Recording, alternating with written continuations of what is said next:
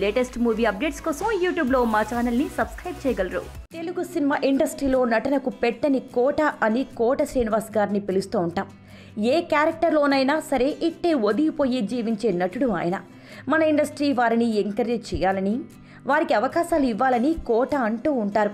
అయితే కొన్నేళ్ల క్రితం ఆయన సినిమా ఇండస్ట్రీలో వారి కోసం దీక్ష చేస్తుండగా దాసరి నారాయణ, మెగాస్టార్ చిరు ఇంకా కొంతమంది నిర్మాతలు కోపంతో వాడిని అక్కడి నుండి లేపండి అని ఇతర నిర్మాతలతో చెప్పారట.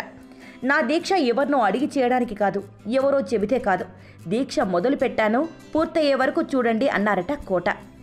ఆయన దీక్ష తర్వాత ఇతర నటీనటులకు అవకాశాలు వచ్చినా దాసరి గారి సినిమాల్లోనూ, చిరు చిత్రాల్లో, ఆయన నిర్మాతలు తీసే సినిమాల్లో అవకాశాలు తగ్గాయట.